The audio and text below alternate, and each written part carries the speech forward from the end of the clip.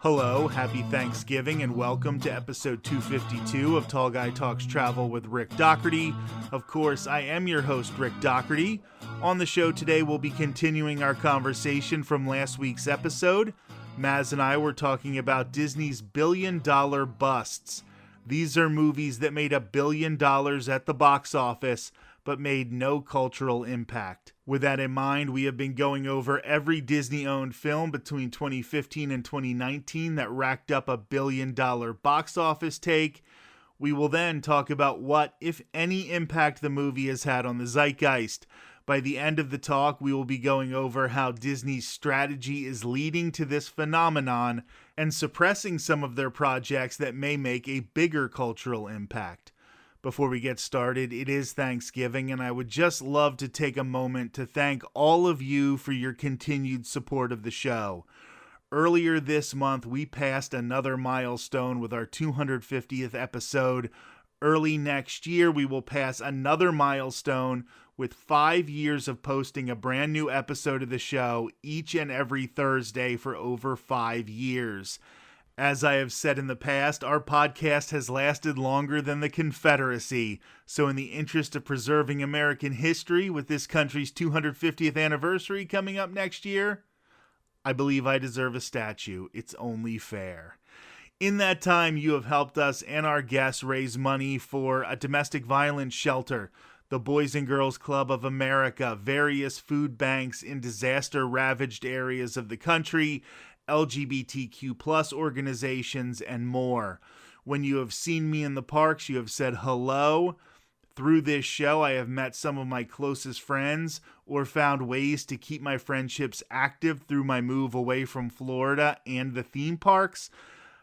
I really am grateful to have started this project and to have had it become such a big success in the past few years.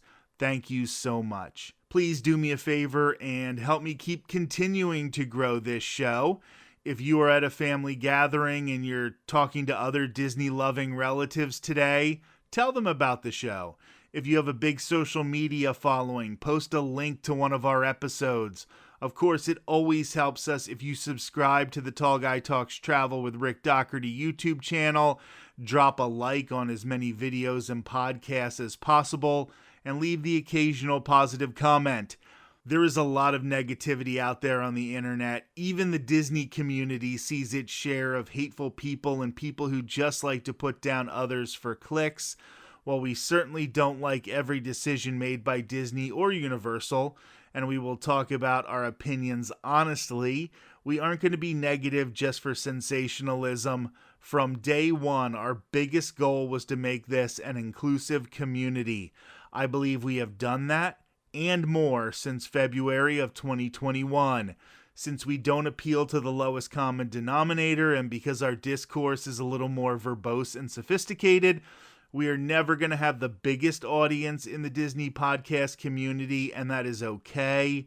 But that is why it is important that the listeners we do have do things like subscribe to the YouTube channel. Next month, I will be taking part in Vlogmas once again. That means I will have a video, vlog, or podcast airing on the Tall Guy Talks Travel with Rick Doherty YouTube channel every day for the month of December. Some of these will just be short videos from the parks. Some of them will be video versions of conversations that I want to make sure you didn't miss from earlier in the year. Some of them will be our normal Thursday podcast episodes. Every Monday from October 20th to this past Monday, I have also posted a vlog from my late September vacation to Walt Disney World. I thought it would be fun to let all of you follow along as I return to Florida to make use of my last few days as a WDW annual pass holder. Check out all of this content and click that like button. Now let's pick up where we left off from last week. Maz and I were talking about Disney and their recent films to make $1 billion at the box office. We're covering the years between 2015 and 2019. We're actually going to start today's conversation in early 2019 with a movie that may feel culturally irrelevant to many, but if you're chronically online, it was very relevant. That is Captain Marvel. Yes, I think it was relevant online for all the wrong reasons. Absolutely. Unfortunately, any impact it really had was from a certain group of people being angry that it existed. And unfortunately, that's primarily what it's known for now is the controversy it's caused, which is unfortunate. This was another area where you could see Disney's plans change based on the internet's reaction to a movie, where we don't get as many female led Marvel stories as we might have gotten had the reaction not been what it was for this. But this was a perfectly fine movie. I actually saw this one. This is one of the two Marvel movies that I've seen. And it's another one like Black Panther that could stand alone. You didn't have to watch all of the cinematic universe to understand it. So I was able to enjoy it on its own. And I liked it. I thought that the criticisms were stupid. I often think we take comic book movies way too seriously. That is one of the reasons. And I know a lot of people just don't like Brie Larson. She seems awesome to me. I haven't found anything. I know when they were getting ready for this movie, one of the things she did was like they put a Jeep in neutral and she pushed it up a hill backwards. And I was like watching that video and I'm like, how can you not like this chick? She seems awesome. Like, Dang, I didn't know that. That is impressive. go look at it because I I literally will. know I saw it. She put her back on the spare tire and pushed it up a hill. But this was when Disney started to really, really listen too much to the criticism online after The Last Jedi and then Captain Marvel. Bob Iger really started to panic. Yeah. And I think it's frustrating because, like, Captain Marvel was a good movie. It wasn't a great movie, but it never gets criticized for the things that it actually deserves to be criticized for, if that makes sense. Like, there are story elements that, I mean, like you said, it's a byproduct of taking a superhero movie too seriously. But there are elements that were like, okay, this part could have been written a little better. This reveal could have been set up better to be more of a twist. And like you never hear people talk about those things. It's always like, oh, Brie Larson, I hate Brie Larson. And it's like, come on, people. Really? She's a Mary Sue. She's a superhero for the love of. Anyway, Also, Tony Stark, like, really? Come on I now. know. Don't get me started. Okay.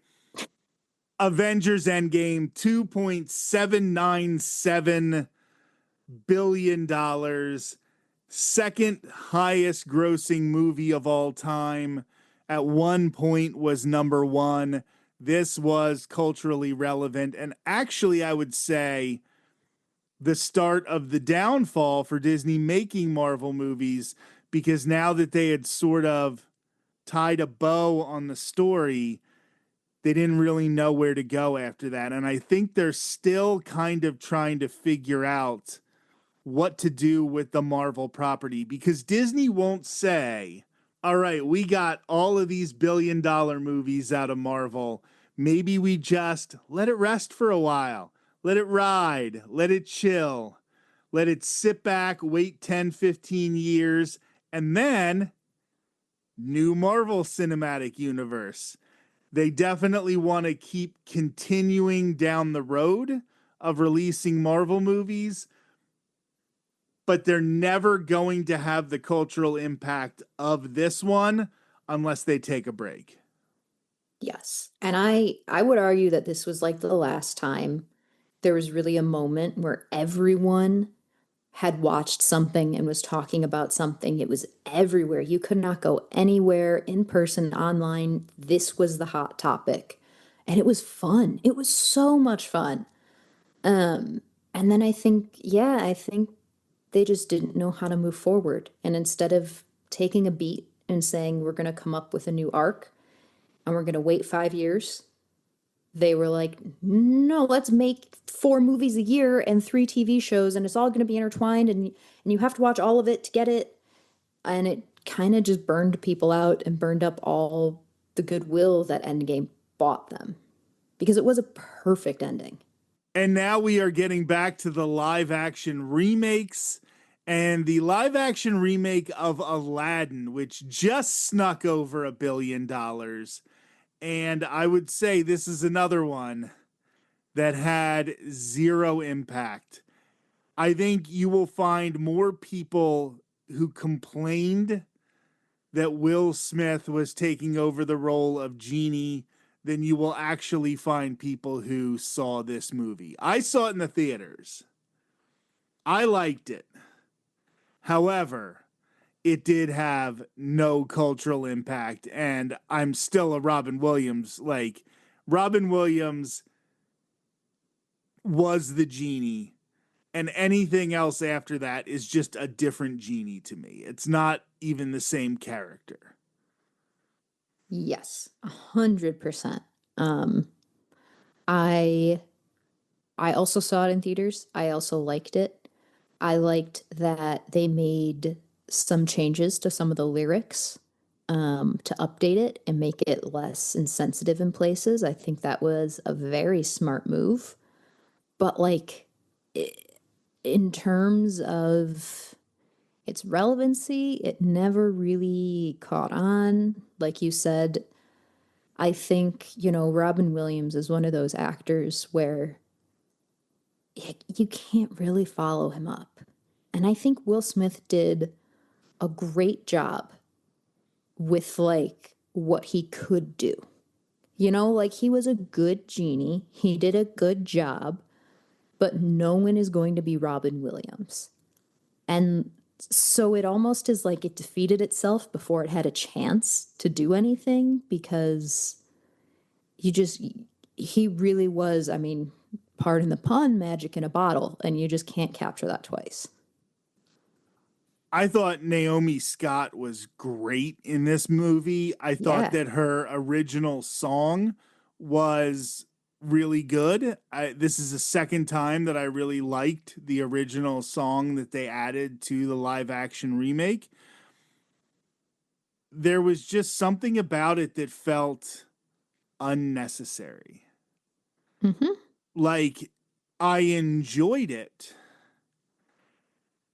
but there was no point where I was like, boy, I needed this. Like, and I guess sometimes it's entertainment, so just sit down and enjoy something and don't overanalyze everything. But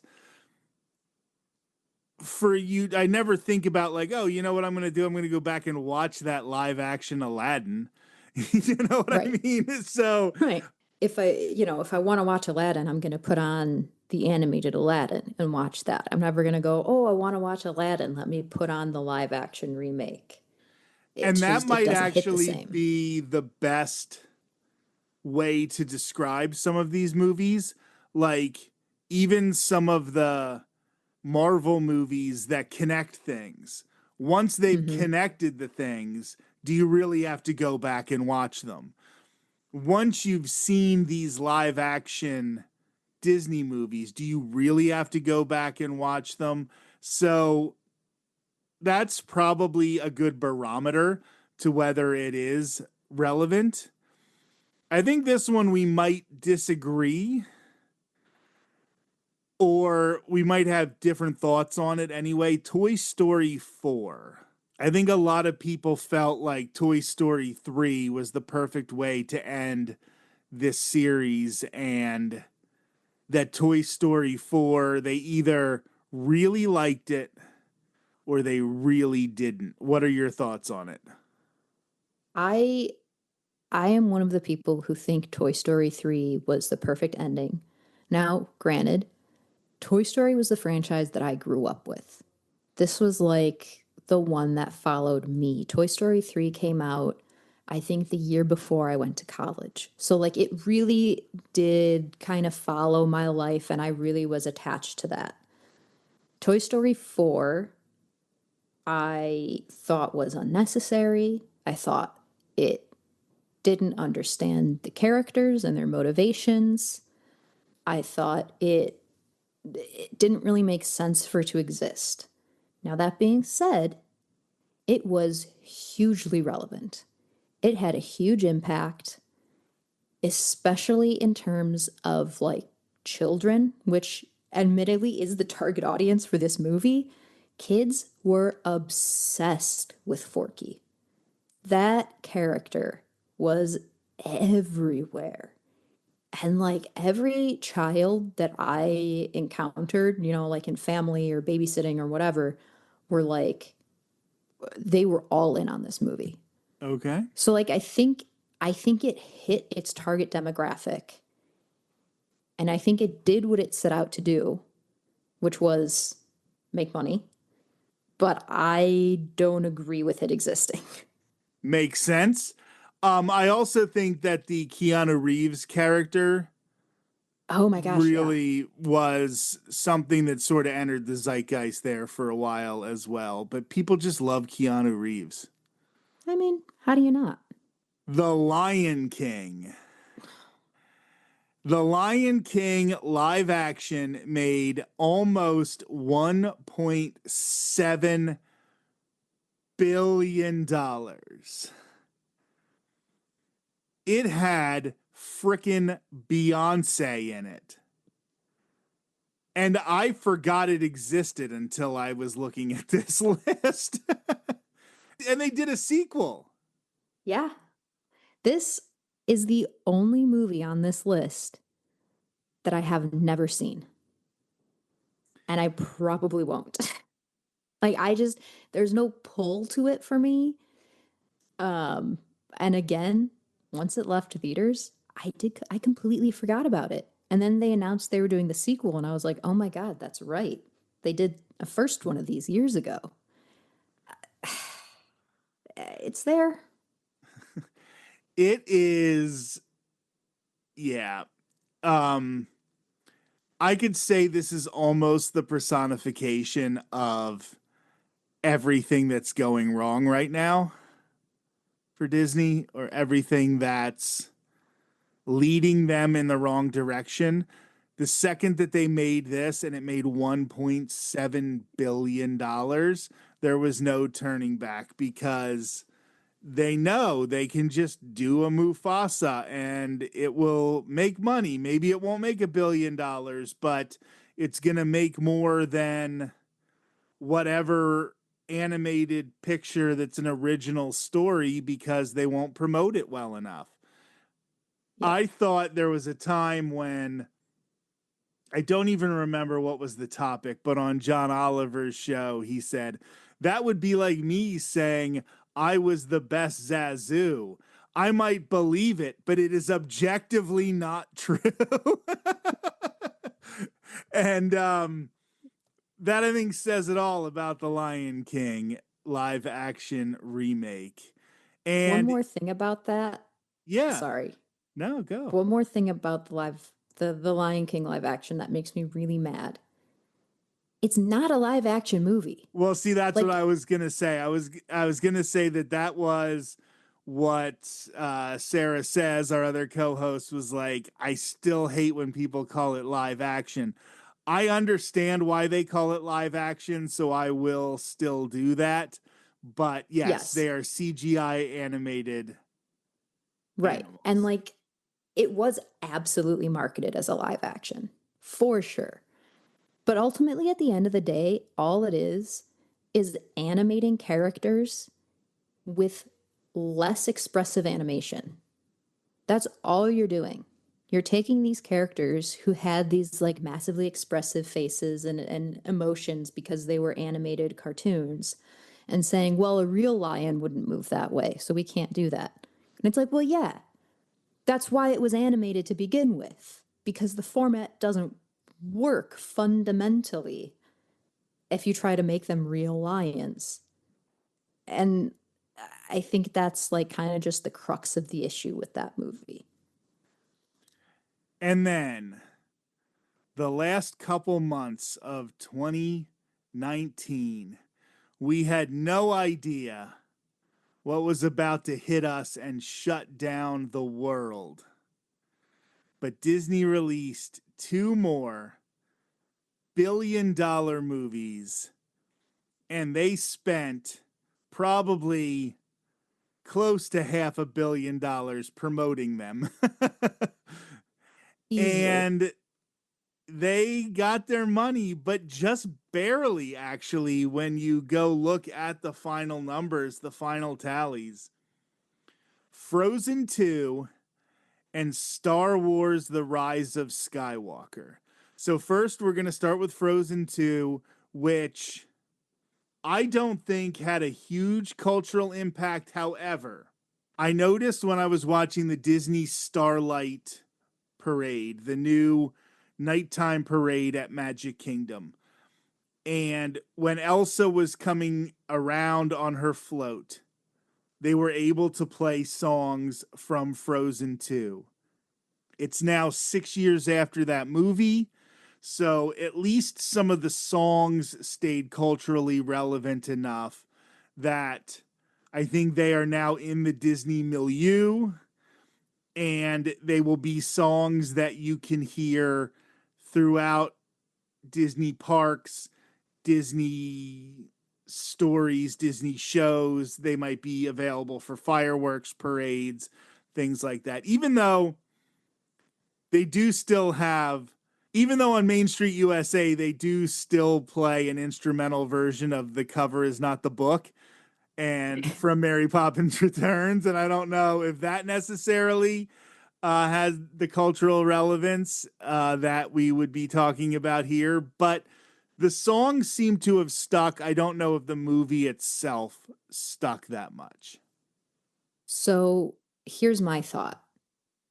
I think it is, first of all, I personally enjoyed this better than the first Frozen, which I love. So, like, both of these movies get very high remarks from me.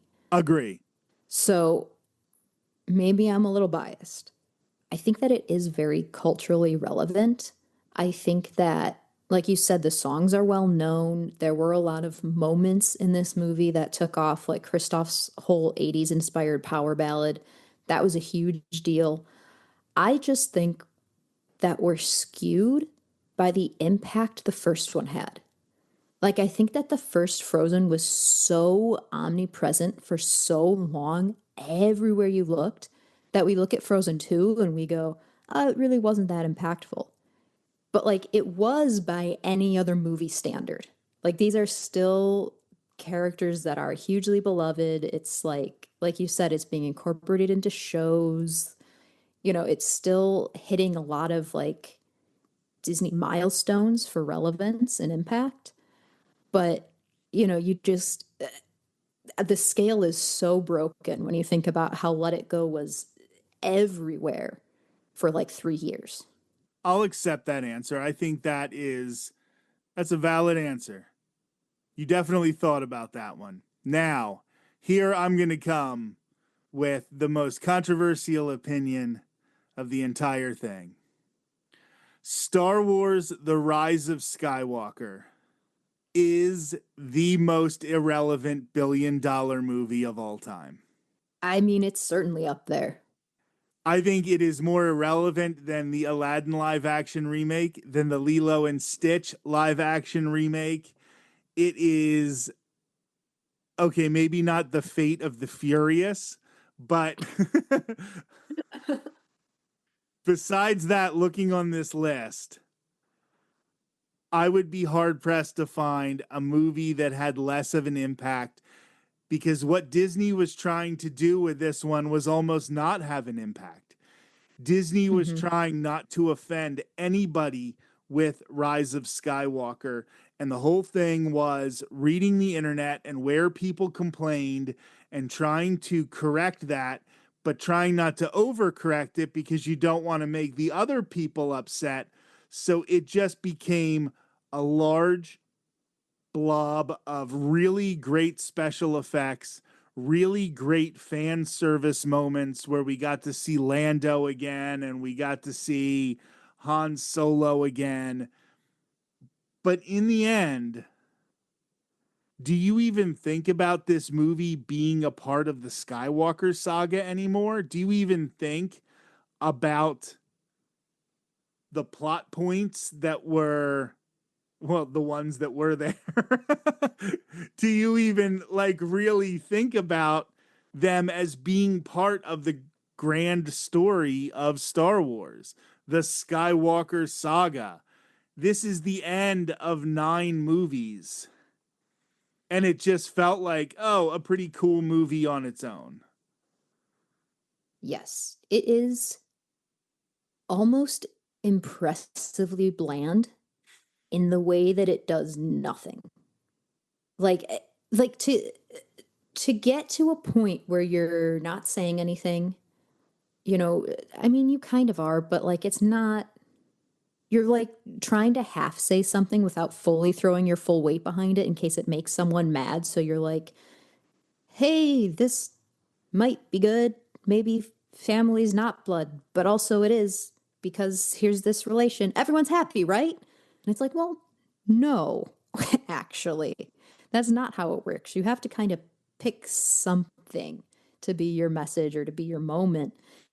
And like honestly, the most culturally relevant thing to come from this movie is the somehow Palpatine returned meme. Like that's the thing. That's the thing that everyone knows and references and talks about. I use it constantly. But like outside of that, it's just it's incredibly frustrating as a Star Wars fan to be like, you have this whole 9 movie saga and like even the prequels where like a lot of people were like the prequels suck. They stuck the landing with that third movie. Like They did. it pulled together. It ended up in a good spot. This did the exact opposite, where it's like they started off kind of jogging, then with The Last Jedi they like got into a good stride, and then Rise of Skywalker is like they tried to jump the hurdle, fell into it, and just laid there and didn't get back up. Like that's what it felt like watching that movie, and it, it is frustrating because it could have been so great, and as it is, its impact is mostly how it failed to live up to its expectations. Star Wars The Rise of Skywalker is an encapsulation of Bob Iger's tenure as chairman and CEO of the Walt Disney Company. It is everything that's good about Bob Iger because they have Disney or they have Star Wars because of Bob Iger. They wouldn't have Right? had Star Wars. But we can't make anybody mad. We can't alienate any customers. You're from the Chicagoland area. It always reminds me of that part in Wayne's World where Wayne says, it's like he wants us to be liked by everyone. Led Zeppelin didn't write songs that everybody likes. They left that to the Bee Gees, right? And if you're trying to make a Star Wars movie, you have to make something impactful. And I left, it was like cotton candy. Mm-hmm. I watched it and I had a great time.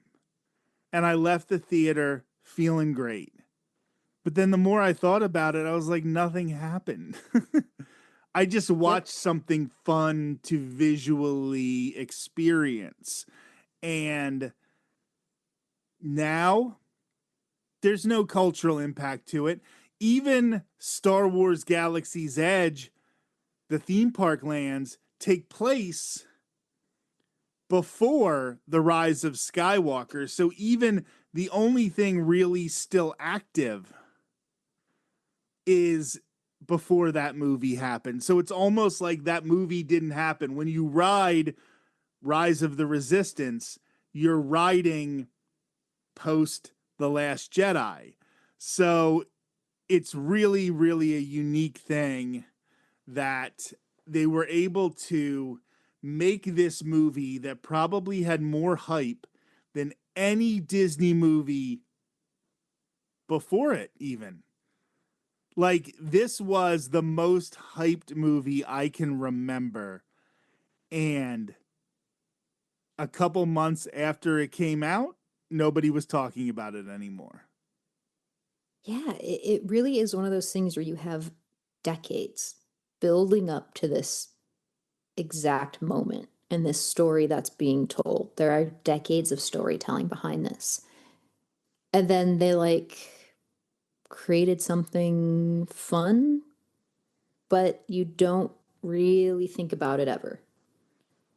And like the more you think about it, the less it holds up. So you really can't think about it too much to begin with. So you just get something that like is there and technically it's a finale, but it is not the grand finale that Star Wars deserved. It is not the grand finale to like mirror Return of the Jedi.